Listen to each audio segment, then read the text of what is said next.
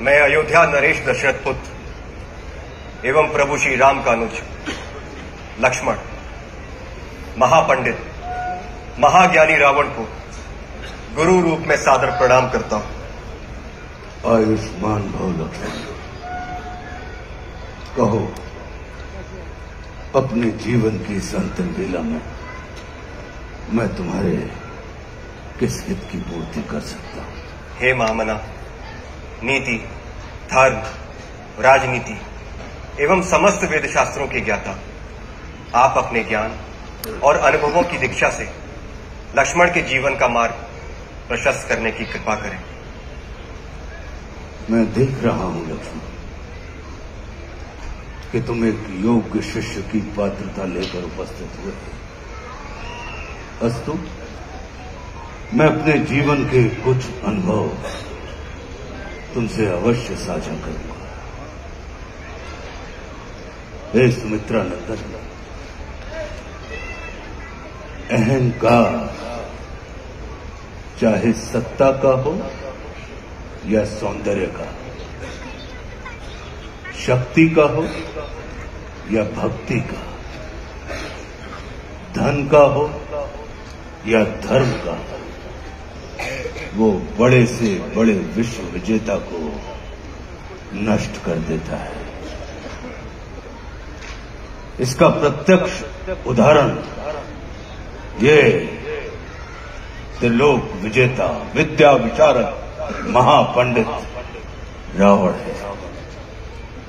अहंकार में तीनों गए, कुल, गौरव और वंश। ना मानो तो देख लो इस रावण का अंत। लक्ष्मण, रावण को अपने ज्ञान का अहंकार था और तुम्हारे भाई राम को अहंकार का ज्ञान था। लक्ष्मण, जीवन में सफल होने के लिए शत्रु दृष्टि और मित्र दृष्टि का भेद आना अनिवार्य है। मित्रता भले ही अपने समतुल्य या अपने से निम्न स्तर के व्यक्ति के साथ कर लेना, किंतु शत्रुता सदैव अपने से योग्य व्यक्ति के साथ ही ठानना, क्योंकि ये जगत हमारे व्यक्तित्व का आकलन हमारे मित्रों को देखकर नहीं, हमारे शत्रुओं को देखकर लगाता है। जितना बड़ा और गरिमापूर्ण हमारा शत्रु होता है, उतने ही बड़े और गरिमापूर्ण की ख्याति को हम प्राप्त होते हैं। देखो ना, इस जगत ने जो कुछ राम से जुड़कर प्राप्त नहीं किया, उसे रावण ने राम से लड़कर प्राप्त कर लिया। लक्ष्मण, वे हमारे शत्रु ही होते हैं जो हमारे अंदर सुप्त पड़ी हुई ऊर्जा को जागृत करने का कार्य करते हैं। हमारा शत्रु ही होता है जो हमें असुरक्षा से निकालकर सुरक्षा में जाने की प्रेरणा देता है। वो हमारा शत्रु ही होता है जो हमें अपने सीमित वृत्त से निकालकर अपने वृत्त को असीमित करने की प्रेरणा देता है।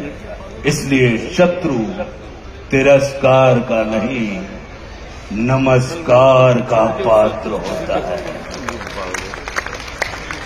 कभी अपने शत्रु को नमस्कार करके देखना, वो तुम्हारा परिष्कार कर देगा। लक्ष्मण, जैसे शरीर को संचालित करने वाला मस्तिष्क आकार में शरीर से बड़ा नहीं होता, गज को संचालित करने वाला अंकुश आकार में गज से बड़ा नहीं होता, वैसे ही व्यवस्था को संचालित करने वाले व्यवस्थापक को कभी भी व्यवस्था से बड़ा नहीं होना चाहिए। ये सारा नीति ज्ञान तुम्हारे भाई श्री राम तुम्हें स्वयं दे सकते थे, किंतु उन्होंने तुम्हें मेरे पास भेजा। जानते हो क्यों? लक्ष्मण, मेरी संस्कृति असुर की है, लेकिन मैं प्रकृति से एक तपस्वी हूं, साधक। और किसी भी व्यक्ति को अपने अंतिम समय में अपनी संस्कृति के अनुसार नहीं, अपनी प्रकृति के अनुकूल कर्म करने चाहिए, तब उसे मृत्यु नहीं, मुक्ति प्राप्त होती है। और राम रावण को मारना नहीं, तारना चाहते हैं। तभी तो उन्होंने मेरे अंतिम समय में मेरी प्रकृति के अनुकूल उपदेशात्मक कर्म करवाकर मेरी मुक्ति के मार्ग को प्रशस्त कर दिया। आने वाले समय में ये जगत कहेगा कि त्रिलोक विजेता, विद्या विशारद, महापंडित रावण की पराजय का एकमात्र कारण है कि उसके पास लक्ष्मण जैसा भाई नहीं था। लेकिन इस जगत को ये स्मरण रखना चाहिए कि लक्ष्मण जैसा भाई प्राप्त करने के लिए व्यक्ति को रावण नहीं, स्वयं राम बनना पड़ता है। सदैव अपने भाई राम के अनुगामी रहना।